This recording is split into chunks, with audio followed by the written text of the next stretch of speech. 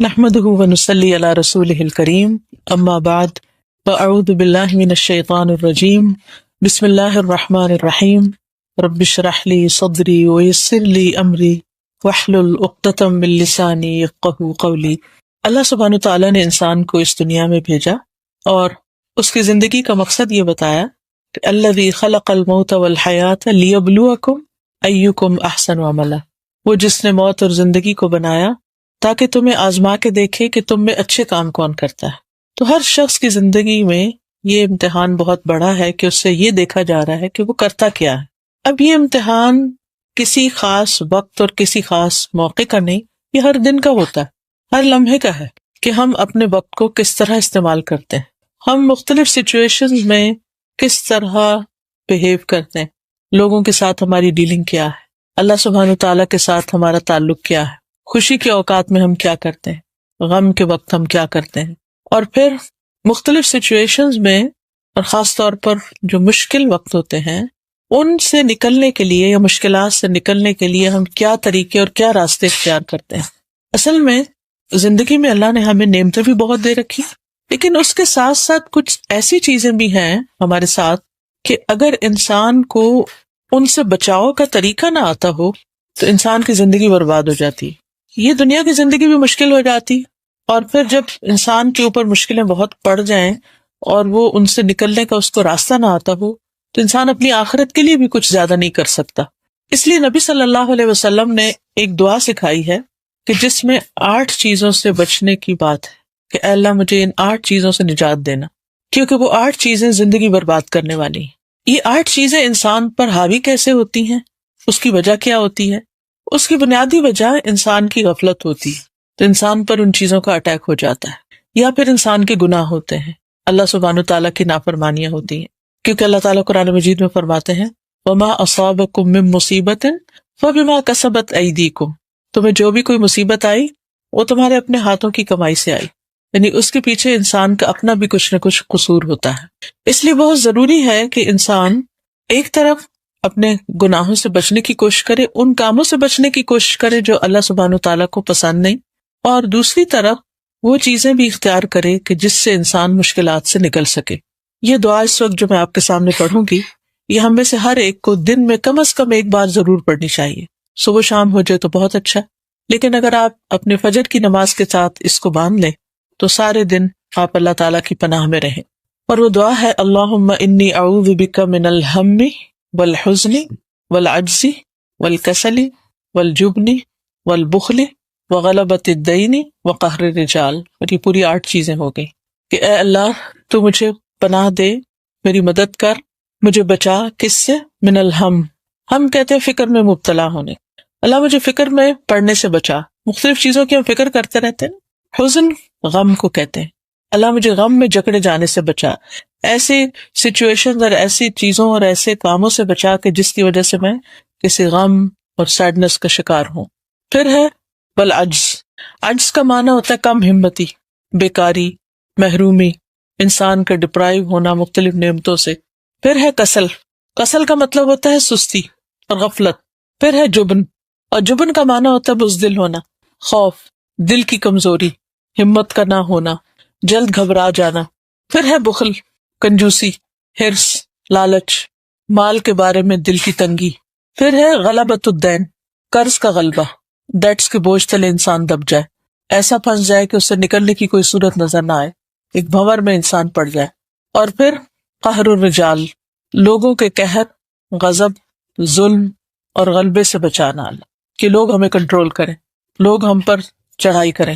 تو یہ 8 مصیبتیں ایسی ہیں، 8 تکلیفیں ایسی ہیں کہ اگر انسان ان سے بچ جائے تو بہت پرسکون زندگی بسر کر سکتا ہے دنیا میں بھی، اور اگر انسان کا دل پرسکون ہے اور انسان کو ایک امن کی نعمت ملی ہوئی ہے تو انسان بہت پروڈکٹیو ہو سکتا ہے، بہت کچھ دنیا میں کر سکتا ہے، کیونکہ اللہ تعالیٰ نے ہمیں یہاں کچھ کرنے کے لیے بھیجا ہے، عمل کے لیے بھیجا ہے۔ کل قیامت کے دن ہمارے پاس اور کچھ بھی نہیں ہوگا، ہمارے اپنے ہی اعمال ہوں گے، بہن بھائی ہوں گے، رشتہ دار ہوں گے، مگر سب کو اپنی اپنی پڑی ہوگی، ہمارے ساتھ کوئی نہیں ہوگا، ہمارے ساتھ صرف ہمارا وہ اچھا عمل ہوگا جو ہم دنیا سے کما کے لے جائیں گے۔ اور وہ اچھا عمل 2 چیزوں سے بنتا ہے، ایک اللہ کی عبادت سے اور دوسرے بندوں کی خدمت سے۔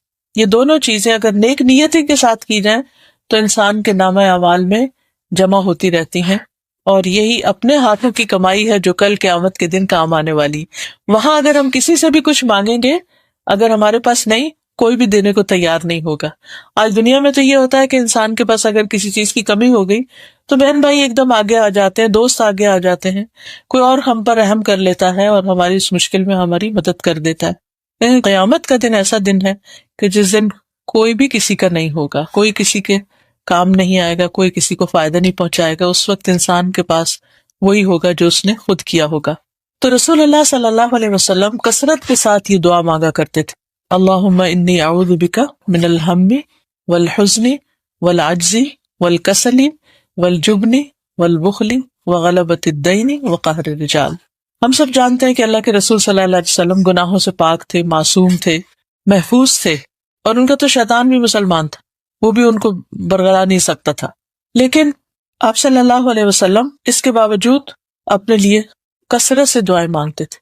کچھ عرصہ پہلے میں نے نبی صلی اللہ علیہ وسلم کی دعاؤں کو اکٹھا کرنا شروع کیا، قرآنی اور مصنون دعائیں ہم نے اکٹھی کی۔ پھر ایاک نستعین ایک کتاب ہے، اس میں مختلف چیزوں سے بچنے کی دعائیں، پھر استغفار، اللہ سے معافی مانگنے کی دعائیں، پھر اللہ کا شکر ادا کرنے کی دعائیں۔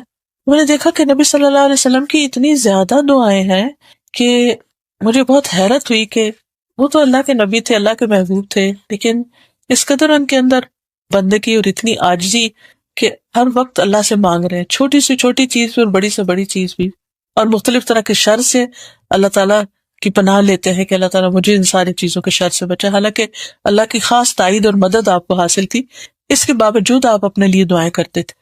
تو ہم تو عام انسان ہیں، اور ہمارے ساتھ تو شیطان بھی ہے اور اپنا نفس بھی ہے اور ماحول بھی، تو اپنے لیے اس دعا کو ہمیں کثرت سے مانگنا چاہیے۔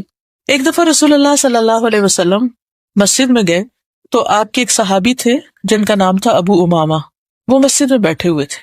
تو آپ نے پوچھا کہ یہ نماز کا وقت تو نہیں، تو پھر تم مسجد میں کیوں بیٹھے ہو؟ تو اس نے کہا کہ مجھے کچھ تفکرات نے گھیرا ہوا ہے، میری کچھ پریشانیاں ایسی ہیں کہ جن کی وجہ سے میں بہت غم زدہ ہوں، اس لیے میں یہاں بیٹھا، اور وہ یہ کہ میں بہت قرضے میں پھنس گیا ہوں۔ تو آپ صلی اللہ علیہ وسلم نے ان کو اس وقت یہ فرمایا کہ یہ کلمات تم صبح شام پڑھا کرو تو تمہارے سارے فکر دور ہو جائیں گے۔ تو انہوں نے اس کا اہتمام کرنا شروع کر دیا، اس کی پابندی کرنی شروع کر دی، تو ان کے سارے فکر بھی دور ہو گئے، ان کا سارا قرضہ بھی اترا، اور پھر یہ دعا ہم سب کے لیے محفوظ بھی ہو گئی۔ ہماری مشکلات کے حل قرآن و سنت میں موجود ہیں، یہ الگ بات ہے کہ ہمیں پتہ ہی نہیں ہوتا کہ کیا کیا خزانے وہاں موجود ہیں۔ ہم عام انسانوں سے پوچھتے ہیں کہ ہمیں کوئی وظیفہ یا کوئی چیز بتا دیں، لیکن آپ دیکھیے کہ اللہ کے رسول صلی اللہ علیہ وسلم نے تو جو کچھ بتایا وہ ان کو وحی کے ذریعے ملا تھا، اور اگر ہم اس کو یقین کے ساتھ پڑھیں اور یقین کے اور شعور کے ساتھ اس کو مانگیں تو ہر طرح کی مشکلات حل ہو سکتی ہیں۔ تو آئیے ہم اس کو تھوڑا سا مزید ذرا سا ڈیٹیل کے ساتھ دیکھتے ہیں کہ کن کن چیزوں سے بچنے کی دعا کی گئی ہے۔ اللہم انی اعوذ بک من الہم والحزن والعجز والکسل والبخل والجبن ودلع الدین وغلبۃ الرجال، یا غلبۃ الدین وقہر الرجال، دونوں طرح کے الفاظ آتے ہیں۔ تو سب سے پہلی چیز جس سے بچنے کے لیے کہا گیا وہ ہے الہم۔ ہم کا مطلب ہوتا ہے تفکرات، فکر فاقہ، اس کا کیا ہوگا، اس کا کیا ہوگا، وہ کام نہیں ہوا، یہ مسئلہ رہتا ہے۔ بعض اوقات ہم لوگوں کی بس عادت ہو جاتی ہے کوئی نہ کوئی فکر لگائے رکھنا اپنے آپ کو، ایک ختم ہوتی ہے تو دوسری ختم ہوتی ہے تو تیسری۔ اصل میں شیطان ہمارا دشمن ہے، وہ کبھی ہمیں خوش دیکھ ہی نہیں سکتا۔ آدم علیہ السلام سے جیلس ہوا تھا نا کہ ان کو اتنا زبردست، اتنا اونچا لمبا قد ملا ہے، اتنا حسن ملا ہے، جنت کا لباس ملا ہے، اور ان کو علم ملا ہے، یعنی ہر طرح کی نعمت آدم علیہ السلام کے پاس تھی۔ اور پھر سب سے بڑی بات ہے کہ فرشتوں سے کہا گیا کہ ان کے آگے سجدہ کرو، شیطان کو بھی، یعنی ابلیس کو بھی ساتھ کہا گیا، تو وہ بہت جیلس ہو گیا کہ ان کے آگے میں کیسے جھکوں، میں تو خود آگ سے بنا ہوں، اور آگ میں تو بڑی طاقت ہوتی ہے اور آگ بہتر ہے، اور آدم تو مٹی سے بنے۔ یعنی انہیں کوئی خوبی ان کی نظر نہیں آ رہی تھی کہ ان کا اتنا اونچا لمبا قد اور ان کا حسن اور جمال اور ان کا لباس اور ان کے پاس سب چیزوں کا علم، کیونکہ قرآن کہتا ہے نا علم آدم الاسماء کلہا، وہ علم جو فرشتوں کے پاس بھی نہیں تھا، ابلیس کے پاس بھی نہیں تھا۔ اب آپ ذرا امیجن کریے کسی ایسے شخص کو کہ جس کے پاس خوبصورتی بھی ہو اور جس کے پاس ہر طرح کی نعمتیں بھی ہوں، اور اس کے ساتھ ساتھ یہ کہ اس کے پاس علم بھی ہو، ہائیلی کوالیفائڈ بھی ہو، تو کون اس سے جیلس نہیں ہوگا؟ عام طور پر جس کے پاس یہ سارا کچھ اکٹھا ہو جائے تو اس کے تو بہت دشمن ہو جاتے ہیں خواہ مخواہ میں بھی۔ تو ابلیس کو آدم علیہ السلام سے حسد ہوا، وہ ان کو دیکھ نہیں سکا کہ اتنی زیادہ اس مٹی کے پتلے کو عزت مل گئی ہے. تو اسی طرح انسان کی زندگی میں بعض مرحلے ایسے ہوتے ہیں کہ جب انسان محنت کرتے کرتے اللہ کی توفیق سے آگے بڑھتے بڑھتے کسی مقام پر پہنچتا ہے تو خوشیاں دیکھنا نصیب نہیں ہوتی. خوشیاں ہوتی ہیں، نعمتیں ہوتی ہیں، ہمارا دل فکروں سے آزاد نہیں ہوتا، ہم نعمتوں کو انجوائے نہیں کر سکتے. تو ان کو کیوں نہیں انجوائے کر سکتے کہ شیطان ہمارے دل میں وسوسے ڈالے چلے جاتا ہے، کہیں یہ نہ چھن جائے، وہ نہ ہو جائے، وہ کسی کا ہم سن لیتے ہیں، اس کے اوپر کوئی مشکل آ گئی تو ہمیں یوں لگتا ہے جیسے وہ ہم پہ بھی آگے رہے گی یا کچھ ہوگا. تو خواہ کی کچھ نہ کچھ فکریں، کچھ فوبیاز، کچھ ذہنی پریشانیاں انسان کو لگ جاتی ہیں. تو ایسی پریشانیاں، ایسی فکریں، اور خاص طور پر فضول قسم کی پریشانیاں جن کا کوئی وجود ہی نہیں ہے، جن کی کوئی حقیقت ہی نہیں ہے، ان سے بچنے کے لیے یہ دعا بہت فائدہ مند ہے. اللہم انی اعوذ بک من الہم. دوسری چیز جس سے بچنے کے لیے دعا مانگی جا رہی ہے وہ ہے حزن. حزن کہتے ہیں غم کو جو پاسٹ کے واقعات پر ہوتا ہے. اگر ہم کبھی بھی رو رہے ہوں تو سوچیں گے ہم کس بات پہ رو رہے ہیں، تو کوئی نہ کوئی چیز ہوگی جو پیچھے گزر چکی ہوگی. کچھ چیزیں تو قریب نیئر پاسٹ میں گزری ہوتی ہیں اور کچھ وہ بچپن کی ہوتی ہیں اور کوئی شادی کے وقت کی ہوتی ہے، اور کوئی ان کو یعنی یاد کر کے رونا شروع کر دیتے ہیں ہم کبھی کہ یہ کیوں ہوا، فلاں نے مجھے یہ کیوں کہہ دیا، فلاں نے میرے ساتھ ایسا سلوک کیوں کیا، وغیرہ وغیرہ. تو یہ جو حزن ہے کہ ماضی کو انسان نہیں بھول سکتا، اس سے بھی انسان کی فیوچر کے لیے کام کرنے کی جو صلاحیت ہوتی ہے وہ کم ہو جاتی ہے، وہ ختم ہو جاتی ہے، اور یہ حزن بھی انسان کا بہت بڑا دشمن ہے. تو اس لیے انسان کو اس غم سے بچنے کے لیے کوشش بھی کرنی چاہیے اور دعا بھی کرنی چاہیے.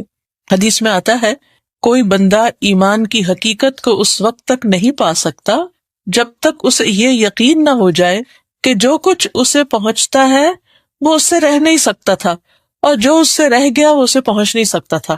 یعنی جب یہ بات انسان کو سمجھ آ جائے گی تو انسان کو ایمان کی حقیقت سمجھ آ جائے گی. کیا مطلب ہے اس کا؟ کہ جو میرے ساتھ ہوا یہ ہونا ہی تھا، یہ میری تقدیر میں تھا، اس لیے ہو گیا. اور کبھی غم اس بات کا ہوتا ہے کہ فلاں چیز مجھے ملنے والی تھی وہ کیوں نہیں ملی.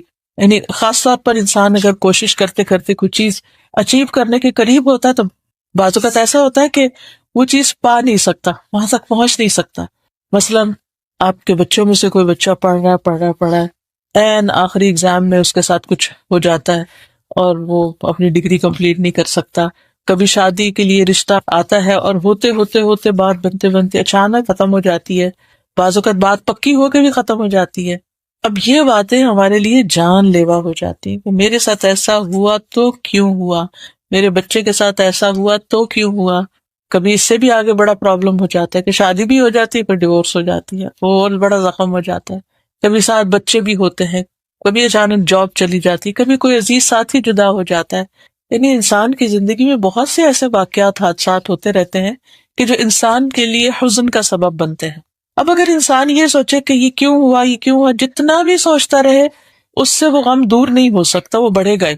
یہ تو ایسے ہی کہ اگر آپ کے ہاتھ میں زخم ہے اور آپ اس کو کریت کے دیکھتے رہتے ہیں کیا نیچے کے، تو جتنا آپ اس کے ڈیپتھ میں جائیں گے اتنا ہی کام خراب ہوگا.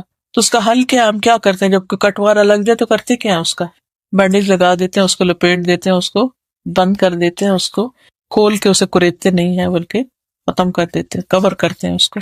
اسی طرح انسان کی زندگی میں جو بھی کوئی حادثہ ہوتا ہے، اگر انسان یہ سمجھ لے کہ یہ میری تقدیر میں لکھا ہوا تھا، یہ نقصان تھا یا فائدہ تھا یا جو بھی، یا میرا فیصلہ غلط تھا، لیکن اللہ کے اذن کے بغیر تو کچھ بھی نہیں ہو سکتا، تو اس لیے اب جو ہو گیا سو ہو گیا، اب میں اس کو واپس نہیں لا سکتی. اگر میرا کوئی ڈیسیژن غلط تھا تو بس وہ ہو گیا نا، اب کیا کیا جائے؟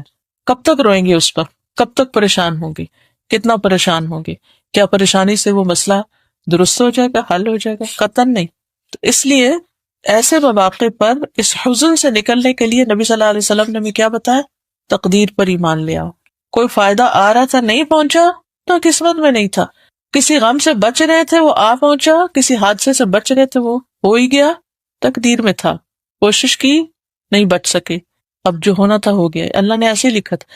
اب اس کے اندر بھی کیونکہ ہمارا دین ہمیں بتاتا ہے ان مع العسر یسرا، تنگی کے ساتھ آسانی بھی ہے. اس تنگی میں آسانی کو ڈھونڈو کہ میرے ساتھ اگر میرے زندگی یہ موڑ مڑ گئی ہے تو اب اس میں کیا کیا خوبیاں ہیں، اس میں کیا کیا بھلائیاں ہیں. بعض اوقات اچانک ہم ایک جگہ سے دوسری جگہ پہنچ جاتے ہیں، کبھی اچانک کوئی چیز مل جاتی، کبھی اچانک کوئی چیز چلی جاتی، تو پھر انسان دیکھے کہ اس کے جانے میں کیا فائدہ ہے، کیا خیر ہے، کسی چیز کے آنے میں کیا خیر ہے. کبھی کوئی ناپسندیدہ حالات ایسے آ جاتے ہیں جو ہم نہیں چاہتے، لیکن اس میں بھی کوئی خیر ہوتی ہے جو اللہ تعالیٰ اس کے ذریعے ہمیں کچھ سکھانا چاہتا ہے. عام حالات میں ہماری دعائیں، ہمارا ذکر، ہماری اللہ کی طرف رغبت، ہمارے نوافل کہاں ہوتے ہیں؟ جب سب اچھا ہوتا ہے تو ہماری دعاؤں میں وہ اتنی شدت ہوتی ہی نہیں، سوال ہی پیدا نہیں ہوتا کہ ہم بہت دل لگا کے نماز پڑھ سکیں. لیکن جب کوئی غم کی چوٹ ہوتی ہے یا کوئی دکھ یا تکلیف یا ڈپریویشن ہوتا ہے تو پھر ہماری دعاؤں میں، اللہ کے ذکر میں، عبادت میں ہم کچھ نہ کچھ بہتر ہو ہی جاتے ہیں. تو بہت دن جب بندہ اللہ سے دور ہوتا ہے نا تو اللہ تعالیٰ کو یہ پسند نہیں آتی، کیونکہ اللہ تعالیٰ نے بندے کو اپنے لیے پیدا کیا ہے نا، اپنی عبادت. تو اللہ تعالیٰ کو اچھا نہیں لگتا کہ یہ بندہ مجھ سے دور ہو. ہاں، اب وہ مختلف طریقوں سے، مختلف نعمتیں دے کے، مختلف طریقوں سے بندے کو، یعنی اس کو ہدایت دیتا ہے، سمجھاتا ہے. لیکن جب بندہ بالکل نہیں سمجھتا تو پھر اس کو کسی مشکل میں ڈالتا ہے کہ اچھا اب تو آؤ. تو جو اس وقت پلٹ جاتا ہے تو اس کے لیے فائدہ ہی فائدہ ہے. لیکن یہ کہ ماضی کے غموں پر روتے رہنا اور اس پر پریشان ہونا یہ انسان کے فائدے میں نہیں. اس لیے حزن سے پناہ مانگی جائے. اور واقعات اور حادثات تو ہوتے رہیں گے، لیکن حل یہ کہ ہمیں اپنے آپ کو مضبوط کرنا ہے. اور انسان بڑی کمزور چیز ہے، خود سے مضبوط نہیں ہو سکتا. مضبوط صرف اس وقت ہوتا ہے جب اللہ کا ساتھ ہوتا ہے اس کے ساتھ، جب اللہ کی مدد ہوتی اور اللہ سبحانہ وتعالیٰ کی یاد اور اس کا ذکر اور اس سے محبت وہ انسان کی زندگی میں ہوتی. پھر انسان بڑی سے بڑی چیزوں کے اتنے ٹھنڈے طریقے سے آرام سے گزار دیتا ہے. چوتھی چیز جس کا ذکر حدیث میں آیا اور اس دعا میں آیا ہے وہ ہے الکسل. کسل کا مطلب ہے سستی، یعنی انسان ارادے کا کمزور ہے. کوئی کام کرنا چاہتا ہے، اچھا کرتا ہوں، اچھا کل کر لوں گا، اچھا پھر کروں گا، تو ٹال مٹول ٹال مٹول ٹال مٹول. اور بعض اوقات اچھے اچھے نیکی کے، خیر کے، بھلائی کے کام بالکل چلے جاتے ہیں. اچھا اس میں کچھ یہ بھی ہوتا ہے کہ شیطان انسان کو بلواتا رہتا ہے. آپ ایک کام کرنا چاہتے ہیں، آپ کہتے ہیں بالکل میں ابھی کرتا ہوں، ابھی کرتا ہوں. پھر اتنے میں کوئی اور ڈسٹریکشن بیچ میں آ جاتا ہے اور وہ آپ کے ذہن سے نکل جاتا ہے. پھر اگلے دن یاد آتا ہے، پھر کہتے ہیں ابھی کرتا ہوں، پھر رہ جاتا ہے. اور بعض اوقات بہت ہی ضروری اور خیر اور بھلائی کے کام انسان سے اس وجہ سے، اس نسیان اور سستی کی وجہ سے بالکل چھوٹ ہی جاتے ہیں. تو انسان اللہ تعالیٰ سے ارادے کی مضبوطی مانگے. آدم علیہ السلام نے جو پھل کھا لیا تھا جنت کے اس درخت کا جس سے منع کیا تھا اللہ تعالیٰ نے، اس کے پیچھے بھی ارادے کی کمزوری تھی. شیطان کا کام یہ ہوتا ہے کہ وہ انسان کا ارادہ کمزور کرتا ہے. مثلا آپ نے کوئی صدقہ کرنے کا ارادہ کیا، آپ کہتے ہیں میں بس ابھی جاتا ہوں تو یہ چیز فلاں کو دے. کسی پتہ چلتا ہے کوئی بیمار ہے، کوئی ضرورت مند ہے، تو آپ کہتے ہیں اچھا میں اس کے لیے اتنا کروں. پھر اس کے بعد اور کاموں میں لگ جاتے ہیں، پھر آپ کی نیت بدل جاتی ہے، پھر ارادہ تبدیل ہو جاتا ہے. پھر شیطان دل میں آ کے کوئی اور وسوسہ ڈالتا ہے اور وہ کرنے والا کام رہ ہی جاتا ہے. اسی طرح کئی چیزیں ہوتی ہیں کہ جو ہمارے ارادے کی کمزوری کی وجہ سے یا تو ہم اللہ کی نافرمانی کر بیٹھتے ہیں یا اللہ تعالیٰ کا کوئی حکم ماننے سے رہ جاتا ہے، یا کوئی نیکی کی اپرچونٹی جو ہے وہ چلی جاتی ہے. تو اس لیے اس سستی سے بھی پناہ مانگنے کی ضرورت ہے کہ بس جو کام نیکی کا، اچھائی کا جب پتہ چل گیا، موقع آ گیا، سوج گیا تو اٹھیں اور کر ہی ڈالیں. چوتھی چیز جو ہے وہ سستی تھی. اور پانچویں چیز جو ہے وہ جبن ہے. جبن کہتے ہیں بزدلی کو. بزدلی کا کیا مطلب ہے کہ انسان موت سے ڈرتا رہے، ہر وقت اپنی جان بچانے کی فکر ہو اس کو. تو اس طرح کے خوف کا شکار ہو، کہیں یہ چھت نہ گر جائے، کہیں میں سیڑھی سے نہ گر جاؤں، کہیں مجھے ہارٹ اٹیک نہ ہو جائے، کبھی یعنی اس قسم کے تفکرات اس کو ہر وقت خوف زدہ رکھیں کہ انسان یعنی کوئی انیشیٹو نہ لے کوئی بڑا کام کرنے کا. کہ آپ دیکھیے کہ ہر اچھے کام میں رسک فیکٹر ہوتا ہے. آپ کو بزنس کرنا چاہتے ہیں تو اس میں بھی رسک ہوگا، آپ شادی کرنا چاہتے ہیں اس میں بھی رسک ہے، آپ کچھ بھی کرنا چاہتے ہیں، ہر چیز کے اندر ایک رسک انوالوڈ ہے. اب جو بہادر لوگ ہوتے ہیں نا وہ جانتے تو ہے کہ رسک ہے، لیکن وہ اپنے اندر ہمت پاتے ہیں کہ ہم اس رسک کے اوپر قابو پا لیں گے، ہم کنٹرول کر لیں گے. سو وٹ، کیا ہوا؟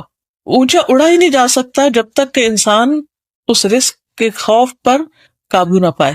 اور یہ بھی اللہ ہی کی مدد سے ہو سکتا ہے کہ انسان اس پہ قابو پا لے. تو جب انسان کو ہر وقت اس بات کی فکر ہوتی ہے کہ پتہ نہیں یہاں سے یہ نہ ہو جائے، وہ نہ ہو جائے، اور پھر طرح طرح کے توہمات، سپرسٹیشن، جیسے آج کل سفر کا مہینہ تو آپ دیکھیں لوگوں نے طرح طرح کی توہمات گڑی ہوئی ہیں، کھانے پینے کے معاملے میں، پہننے کے معاملے میں، اور اس قسم کی چیزیں. حالانکہ ہمارے دین میں اس کا کوئی کانسیپٹ ہی نہیں ہے. ہمارا دین ہم کو بہادر بناتا ہے. خالد بن ولید جو تھے انہوں نے بے پناہ جنگوں میں حصہ لیا، ان کے جسم کا کوئی حصہ ایسا نہیں تھا جس پر کوئی نہ کوئی زخم کا نشان نہ ہو، لیکن بستر پر موت آئی تو مرنے سے پہلے کہنے لگے کہ بزدلوں کو میری طرف سے پیغام دے دو کہ موت میدان جنگ میں نہیں آتی. یعنی موت سے اگر تم ڈرتے ہو اور اس وجہ سے آگے نہیں بڑھتے تو ضروری نہیں کہ کوئی کسی ایسی جگہ پر ہوگا تو اس کو لازمی موت آ جائے گی. بعض لوگ ہجوم سے گھبراتے ہیں اسی لیے حج نہیں کر پاتے. بعض لوگ جہاز پہ بیٹھنے سے گھبراتے ہیں، ڈرتے ہیں. کوئی لفٹ پہ چڑھنے سے ڈرتا ہے. کوئی یہ فوبیا سے ہوتا ہے نا طرح طرح کے. کوئی تو کاکروچ سے بھی ڈرتا ہے اور چھپکلی سے، اس طرح کی چیزوں سے. تو ان چھوٹی چھوٹی چیزیں یہ ساری چیزوں کو بزدل بنا دیتی ہیں. تو اس سے بھی پناہ مانگنی چاہیے کیونکہ پھر انسان آگے نہیں بڑھ سکتا، کرنے کا کام اس کا رہ جاتا ہے. کچھ لوگ رات کو اٹھ کے نماز پڑھنا چاہتے ہیں تہجد کی، لیکن وہ اکیلے کھڑے ہونے سے اور اندھیرے سے ڈرتے ہیں کہ پتہ نہیں کیا ہو جائے گا. کیونکہ ظاہر ہے جس کمرے میں ہسبینڈ ہے یا اور بچے وغیرہ سو رہے ہیں وہاں تو اپنا لائٹ آن کر سکتے ہیں، نہ آپ وہاں کھڑے ہو کے پڑھ سکتے ہیں کیونکہ ہو سکتا ہے بیچ میں آپ کھانسنے لگ جائیں یا کچھ ہو جائے تو اس کی وجہ سے دوسرے ڈسٹرب ہو جائیں. ابھی ساتھ کے کمرے میں چلے جاؤ، باہر نکلو، لابی میں نکل جانے نہیں ڈر لگتا. تو اس وجہ سے آپ دیکھیں کتنے آپ ایک نیکی کے کام سے محروم ہو رہے ہیں. محض آپ جاگ بھی رہے ہیں، آپ میں ہمت، توفیق سب کچھ ہے، لیکن محض یہ ڈر آپ کو کچھ کرنے نہیں دے رہا، حالانکہ کچھ بھی نہیں ہوا. تو ان چیزوں پر، انہونی اور انجانی قسم کی چیزوں کے خوف سے بھی بچنے کے لیے یہ دعا کرنا ضروری ہے کہ اللہ تعالیٰ مجھے بزدلی سے بچا. پھر اسی طرح چھٹی چیز جو ہے وہ بخل ہے. مال کے بارے میں کنجوسی کرنا، اپنے مال سے خود فائدہ نہ اٹھانا. یعنی اللہ نے دیا ہوا بہت کچھ ہے لیکن اس کو استعمال نہ کرنا، اسے کام میں نہ لانا، نہ اپنی ذات پہ لانا، نہ کسی کو دینا. یا وہ بینک میں رکھا ہوا ہے یا وہ کہیں گولڈ کی شکل میں کہیں رکھا ہوا ہے یا کہیں کہ نہیں یہ بچوں کے کام آئے گا، فلاں کے کام آئے گا، ایسا کریں گے ویسا کریں گے، اور جو نعمت ہے اس کو انجوائے نہ کرنا. پھر اسی طرح یعنی بجائے اس کے کہ مال سے ہمیں آسانی ملے، ہم مال کی وجہ سے اور مشقت میں پڑ جائیں، تو اس سے مشکل چیز کیا ہو سکتی ہے. اور پھر بعض اوقات تو وہ بخل اتنا زیادہ ہو جاتا ہے، اتنے سٹنجی ہو جاتے ہیں لوگ کہ اللہ کا حق بھی نہیں دیتے، بندوں کا حق بھی نہیں دیتے، نہ زکوٰۃ ادا کرتے ہیں، نہ صدقات خیرات، نہ رشتہ داروں کی کیئر، نہ مساکین اور جو ضرورت مند ہیں ان کی کیئر. تو اس سے بھی کہ اللہ تعالیٰ ہمارے دلوں میں وسعت پیدا کر. اور مال کی محبت تو ہر ایک کے دل میں کسی نہ کسی درجے میں ہوتی ہے، لیکن ایسی محبت کی جو خرچی نہ کرنے دے، نہ اپنی ذات پر نہ کسی اور پر، تو یہ نقصان دہ ہے. تو یہ بھی اللہ ہی کے فضل سے جا سکتی ہے. پھر غلبۃ الدین، قرضے کا غلبہ، قرضے کا بری طرح مسلط ہو جانا. بعض اوقات لوگوں کو فضول قرض لینے کی بھی عادت پڑ جاتی ہے. ہر چھوٹی بڑی چیز کے لیے قرض لے لیتے اور پھر اس کو ادا کرنے کی فکر نہیں کرتے، نہ اس کے لیے محنت کرتے ہیں. اب اس کا نتیجہ کیا ہوتا ہے کہ جب انسان بہت زیادہ قرض کے نیچے دب جاتا ہے تو انسان آرام کی نیند سو ہی نہیں سکتا. اس کو پھر ہر وقت کی پریشانی لگی رہتی ہے کہ مجھے ادا کرنا ہے، اگر میں نے ادا نہیں کیا تو کیا ہوگا. اور کئی دفعہ آپ دیکھیں کہ جو خاص طور پر کریڈٹ کارڈ سے لے کے لوگ ادھر کا ادھر سے ادھر خرچ کرتے رہتے ہیں. اور پھر پاکستان میں ایک خاتون کو جانتی ہوں کہ وہ سوئسائڈ کرنے کے اوپر سوچ رہی تھی کہ صرف اسی وجہ سے کہ کارڈ سے اس نے اوور اسپینڈنگ کر لی اور پھر کوئی طریقہ نہیں تھا کہ پے آف کرنے کا. اور آپ کو پھر پتہ ہے کانسیکوینسز سب جانتے ہیں کہ کیا ہو سکتا ہے. اور اگر انسانوں سے لیا ہوا ہو تو انسان کسی کو شکل دکھانے کے قابل نہیں رہتا، چاہے وہ رشتہ دار ہوں یا دوست ہوں. اس میں انسان کی بہت بڑی ذلت ہو جاتی. پھر آخری چیز جو ہے غلبۃ الرجال یا قہر الرجال، لوگوں کے ہاتھوں ذلیل، رسوا، مغلوب اور مقہور ہونا. ایسے آپ دیکھیے کہ بعض لوگوں کی عادت ہوتی ہے وہ دوسروں کو کچھ نہ کچھ سناتے رہتے ہیں، کبھی طنز کرتے رہتے ہیں، کبھی ان کو احساس دلاتے رہتے ہیں آپ یہاں سے غلط ہیں، آپ کا یہ کام ٹھیک نہیں، آپ کا وہ کام ٹھیک نہیں. آپ ہر وقت ہرٹ ہوتے رہتے ہیں، خصوصاً اگر آپ کے بہن بھائیوں کے یا آپ کے رشتہ داروں میں یا آپ کے قریبی لوگوں میں یا ایون آپ کے گھر میں ہی کوئی ایسا شخص ہے کہ جو آپ کو ہر وقت کچھ نہ کچھ سناتا ہی رہتا ہے. تو اس سے بھی زندگی بہت عذاب بن جاتی ہے. افسوس کے ساتھ کہنا پڑتا ہے کہ ہمارے کلچر کے اندر جو ایک ساس کا رول ہے یا کچھ ایسے رشتے ہیں کہ جن کے اندر یہ چیز پائی جاتی ہے. تو بات میں یہ کہہ رہی تھی کہ بعض اوقات گھروں کے اندر کچھ ایسے رشتے بھی ہوتے ہیں، کچھ ایسے لوگ بھی ہوتے ہیں یا کچھ بزرگ ہوتے ہیں، ان کی عادت ایسے ہوتی ہے کہ وہ ہر چیز کو کنٹرول کرنا چاہتے ہیں، ہر چیز میں انٹرفیئرنس کرتے ہیں، کیا آ رہا ہے، کیا جا رہا ہے، کیا خریدا گیا ہے، کیا کھایا جا رہا ہے، کیا پکایا جا رہا ہے، ہر اور پھر اس میں تنقید. اچھا، اس میں ایسی صورتحال میں پھر بعض اوقات انسان بہت یعنی بعض بچیاں جیسے بہت ان کی زندگی مشکل ہو جاتی ہے، افینڈ ہو جاتی ہیں. گھر ہی سکون کی جگہ ہوتا ہے اور اگر گھر کے اندر ہی اس قسم کی بدمزگی ہو تو انسان کے لیے بہت پریشانی کی بات ہو جاتی ہے. اس میں آپ دیکھیے کہ انسان جتنی بھی کوشش کر لے دوسروں کی عادتیں نہیں بدلتی، انسان کو خود بدلنا پڑتا ہے. بعض مردوں کی عادت ہوتی ہے کہ وہ چھوٹی چھوٹی بات پر اپنی بیویوں پہ تنقید شروع کر دیتے ہیں، کبھی ان کے لباس پہ، کبھی ان کے پکانے پہ، کبھی ان، اور خصوصاً اگر کوئی اور بھڑکانے والا موجود ہو تو اس زندگی اور بھی حرام ہو جاتی ہے۔ ایسے میں انسان پھر کرے کیا، کہاں بھاگ کر جائے؟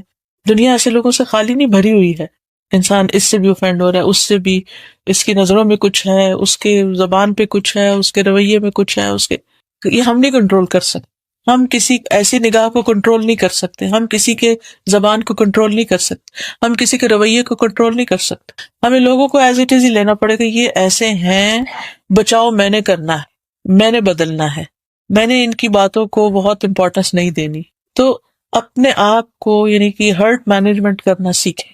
ٹھیک ہے، انسان کو تکلیف تو بہت ہوتی ہے، اور بعض اوقات انسان آپے سے باہر بھی ہو جاتا ہے اس تکلیف کی وجہ سے۔ ٹھیک ہے، آپ رو لیں، اکیلے روئیں، کسی کے سامنے نہیں روئیں، لیکن اللہ سے مدد مانگیں۔ آپ یقین کریں کہ میں نے جتنے بھی لوگوں کو یہ دعا بتائی ہے اور کچھ اور چیزیں بتائی ہیں، الحمدللہ اس مشکل سے باہر نکلا ہے۔ ریسنٹلی ایک بچی کا معاملہ چل رہا تھا کہ اپنے ہسبینڈ کے ساتھ اکیلی تھی، بیچاری دبئی میں رہتی تھی، کوئی پیرنٹس سسرال میں سے کوئی بھی نہیں تھا، کوئی فیملی ممبر نہیں، کچھ نہیں۔ ہسبینڈ ہر وقت آنے، ہر وقت آنے، ہر وقت آنے۔ وہ کہتی کہ حرام ہے کہ کوئی محبت پیار کی بات یا کوئی بھی دل جوئی کی بات، کہتی میں بہت ینگ ایج میں تھی، میری شادی ہو گئی، اور تو اب بات اس پہ آ رہی تھی کہ بس سب ختم ہی کر دی جائے اس کو۔ میں نے کہا کہ بچی بھی ہے تمہاری، تم ختم کر کے کدھر جاؤ گی؟ کیا جہاں جاؤ گی وہاں اس سے بہتر صورت ہوگی؟ کون ایکسپٹ کرے گا؟ اگر اپنے گھر میں تم نہیں مینج کر سکی تو پیرنٹس کے گھر یا کسی اور رشتے دار کے گھر رہ کے تم کیسے مینج کرو گے؟ اس حالت میں دوسری شادی کا بھی کتنے چانسز ہیں؟ تو ان ساری مشکلات کو بھی دیکھو اور اس کو بھی دیکھو۔ دیکھو میں تمہارے لیے صرف ایک ہی چیز جانتی ہوں، اور وہ ہے اللہ سے مدد مانگنا، اللہ کو پکارنا، اللہ کا ذکر۔ یہ دعا پڑھو، حسبی اللہ لا الہ الا هو علیہ توکلت وہو رب العرش العظیم پڑھو، اور اس کے ساتھ لا الہ الا انت سبحانک انی کنت من الظالمین، کہ اللہ اگر میرے گناہوں کی وجہ سے تو نے مجھے اس مشکل میں ڈالا ہے تو میں اپنے ان گناہوں کا اعتراف کرتی ہوں، تو مجھے معاف کر دے۔ کوئی میری سننے والا نہیں، تو میرے لیے کافی ہے، میرے دل کو سکون دے اور مجھے اس غم اور تکلیف اور دکھ اور پریشانی سے نجات دے۔ کیونکہ ہسبینڈ لیٹ گھر آ رہا ہے، بچہ پیدا ہوا، اس کو نہیں دیکھنے، کوئی جیسے کوئی تعلق واسطہ ہی نہیں ہے، جیسے تم کچھ بھی نہیں ہو، اور ہر چیز پہ تنقید۔ اب آپ دیکھیے کہ ایک بچی جو اپنے ماں باپ کے گھر سب کچھ چھوڑ کے چلی جاتی ہے اور آگے اس کے ساتھ اس طرح کی ٹریٹمنٹ ہو تو بہت تکلیف دہ ہو جاتا ہے، اور پھر انسان نکل کے بھی جائے گا وہ اس سے بھی تکلیف دہ ہو جاتا ہے۔ وہ ایک دو دن کی تو بات نہیں ہے نا، تو زندگی گزارنے والی بات۔ تو الحمدللہ کرتے کرتے کرتے کرتے وہ اس سے باہر نکلا اور اسٹرانگ ہونے لگ گئی، بہادر ہونے لگ گئی، یعنی مجھے اس کو فیس کرنا ہے۔ کیونکہ ہوتا یہ کہ جب ہم دکھ اور غم میں ہوتے ہیں نا، ہم مسکرانا بھول جاتے ہیں، ہم محبت کرنا بھول جاتے ہیں، ہم معاف کرنا بھول جاتے ہیں، ہم بات بات پہ چڑھنے لگتے ہیں، ہم غصہ کرنے لگتے ہیں، اس سے اور کام خراب ہوتا ہے۔ یعنی جو ہمیں تنگ کرا پھر ہمیں بھی اس کو تنگ کر کے مزہ آنے لگتا ہے، پھر وہ ایسی کھچڑی پکتی ہے کہ انسان کے لیے زندگی حرام ہو جاتی ہے۔ لیکن میں سمجھتی ہوں کہ اللہ سبحانہ تعالیٰ کی ذات پر یقین، توکل، اعتماد کہ اللہ تعالیٰ ہر مسئلے کو حل کر سکتا ہے، اور جو کچھ اس نے اپنے نبی کی زبانی ہمیں چیزیں دی ہیں وہ بہت سچی ہیں، اور انہی میں مسائل کا حل ہے۔ تو میں نے کہا کہ یقین کے ساتھ یہ پڑھنا شروع کرو، پھر آپ دیکھو کہ کیا ہوتا ہے۔ الحمدللہ اسی طرح کچھ اور بھی لوگوں کو کچھ چیزیں میں نے بتائی، اور ہر ایک نے واپس مجھے یہی فیڈ بیک دی کہ ہم پہلے سے بہت بہتر ہیں۔ کیونکہ اگر ہم ایمان کی وجہ سے، اللہ کے ساتھ تعلق کی وجہ سے مضبوط ہو جائے نا، تو پھر لوگوں کی باتیں کم اثر کرتی ہیں، پھر ہم خود پازیٹیو رہیں تو پھر ہم ان کی نیگیٹیوٹی کو بھی کم کر سکتے ہیں، ہم ان کا نشانہ نہیں بنے۔ یہ جو بات سکھائی جا رہی ہے کہ اللہ مجھے لوگوں کے غلبے سے نجات دے، کہ لوگ مجھے کنٹرول کریں، نہ میری کو اپنی سوچ ہو، نہ میں اپنی مرضی سے کھا سکوں، نہ بیٹھ سکوں، نہ بات کر سکوں، نہ کچھ، تو یہ چیز انسان کے لیے بہت تکلیف دہ ہو جاتی ہے۔ تو یہ ساری چیزیں جو ہیں ان کے لیے انسان کوشش ضرور کرے، لیکن اس کے ساتھ ساتھ صبح شام یہ دعا پڑھتا رہے، چاہے کوئی غم ہے یا نہیں، پڑھتا رہے، تاکہ ایسی کوئی چیز پاس بھی نہ پھٹکے۔ تو اللہ تعالیٰ سے دعا ہے کہ اللہ تعالیٰ ہمیں عمل کرنے والا بنائے اور اپنی حفاظت میں رکھے۔ تو اب دعا کر لیتے ہیں۔ سبحان اللہ والحمد للہ ولا الہ الا اللہ واللہ اکبر ولا حول ولا قوة الا باللہ العلی العظیم۔ اللہم صلی علی محمد وعلی آل محمد كما صليت على إبراهيم وعلى آل إبراهيم إنك حميد مجيد۔ اللهم بارك على محمد وعلى آل محمد كما باركت على إبراهيم وعلى آل إبراهيم إنك حميد مجيد. ربنا آتنا في الدنيا حسنة وفي الآخرة حسنة وقنا عذاب النار. ربنا لا تزغ قلوبنا بعد إذ هديتنا وهب لنا من لدنك رحمة إنك أنت الوهاب. ربنا هب لنا من أزواجنا وذرياتنا قرة أعين وجعلنا للمتقين إماما. یا حی یا قیوم برحمتک استغیث. اللہم انی اسألک من الخیر کلہ عاجلہ وآجلہ ما علمت منہ وما لم اعلم واعوذ بک من الشر کلہ عاجلہ وآجلہ ما علمت منہ وما لم اعلم. رب اعوذ بک من ہمزات الشیاطین واعوذ بک رب ان یحضرون. اللہم انی اعوذ بک من الہم والحزن والعجز والکسل والجبن والبخل وغلبۃ الدین وقہر الرجال. لا حول ولا قوة الا باللہ العلی العظیم. لا الہ الا اللہ وحدہ لا شریک لہ لہ الملک ولہ الحمد وہو علی کل شیء قدیر. یا رب العالمین یا ارحم الراحمین، ہم نے جو کچھ پڑھا ہے سنا ہے ہمیں اس پر عمل کی توفیق عطا فرما.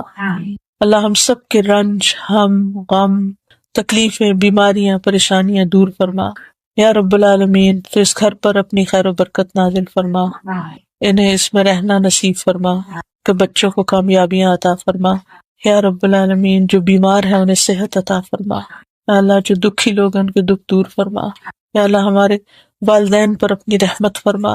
یا اللہ جو بیمار ہیں انہیں صحت عطا فرما، جو فوت ہو چکے ہیں ان کی بخشش فرما اور ان کے درجات بلند فرما. یا اللہ تو ہمارے بچوں کو ہماری آنکھوں کی ٹھنڈک بنا، انہیں ہمارے لیے خوشیوں کا ذریعہ بنا، ہمیں ان کے غم نہ دکھانا، ان کی خوشیاں دکھانا. یا اللہ ان کو نیک اور صالح بنا، انہیں ہمارے حق میں صدقہ جاریہ بنا. یا رب العالمین تو ہمارے دلوں کو اور ہماری ضروریات کو ہم سے زیادہ جانتا ہے. یا اللہ تو ہمارے دلوں کے حال اچھے کر دے، ہمیں سکون عطا کر دے، ہمیں خوشیاں عطا کر دے. یا اللہ ہمیں شیطان کی شر اور وسوسوں سے بچا لے. یا رب العالمین جتنی بھی یہاں بہنیں آئی ہیں اور جو گھر والے ہیں سب کے اللہ تعالیٰ جان، مال، عزت اور ان کی اولاد اور دین اور ہر چیز میں برکت عطا فرما. یا اللہ سب کے دلوں میں جو نیک دعائیں اور تمنائیں ہیں ان کو پورا فرما. اللہ ہماری عاقبت بھی اچھی کر دینا، ہمیں ایمان پر موت دینا. اللہ ہمیں قبر کے عذاب سے بچانا. یا اللہ ہمیں دوزخ کے عذاب سے بچانا. ربنا تقبل منا انک انت السمیع العلیم وتب علینا انک انت التواب الرحیم. وصلی اللہ تعالی علی خیر خلقہ محمد وعلی آلہ واصحابہ واہل بیتہ اجمعین برحمتک یا ارحم الراحمین. الہی آمین. اچھا ہاں، یہ کچھ دعاؤں کے کارڈز وغیرہ ہیں.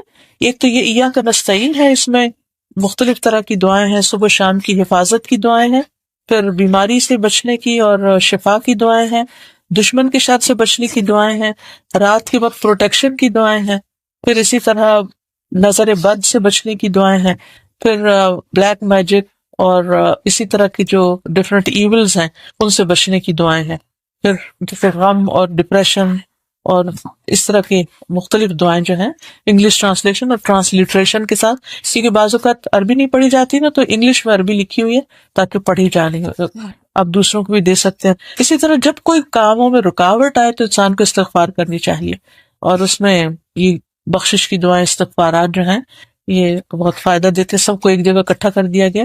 خصوصاً آتا ہے نا کہ سحری کے وقت وہ استغفار کرتے ہیں تو ہمیں سمجھ نہیں آتی کہ کیا کیا مانگے، تو یہ سب دعائیں اس میں ہیں، عربی اردو دونوں ہی ہیں. پھر استغفار کی برکات جو ہیں، یہ کتاب بھی ہے ساتھ کی کیا کیا برکتیں آتی استغفار کرنے سے. پھر اللہ نے جو ہمیں نعمتیں دی ہوئی ہیں ان کی حفاظت جو ہمیں شکر کے ساتھ ہوتی ہے، تو یہ شکر کی دعائیں ہیں الحمدللہ کی. پھر یہ رسول اللہ صلی اللہ علیہ وسلم کے دن رات کیسے گزرتے تھے، کیا کیا کرتے تھے، تو اچھی یعنی مختصر انداز میں آپ کے معمولات اور معاملات جو ہیں ان کے بارے میں اس میں بتایا گیا ہے. تو یہ اوپر اسٹال سا لگا ہوا ہے، جو لینا چاہے اس کو لے سکتے ہیں. السلام علیکم ورحمۃ اللہ وبرکاتہ. ڈاکٹر فرحت ہاشمی صاحبہ کے مستند بیانات سننے کے لیے ہمارے چینل قرآنک پلس کو سبسکرائب کریں. یہاں قرآن و حدیث کی روشنی میں حقیقی رہنمائی اور روحانی ترقی کے خزانے ملیں گے. ابھی جڑیں اور دین کو گہرائی سے سمجھیں.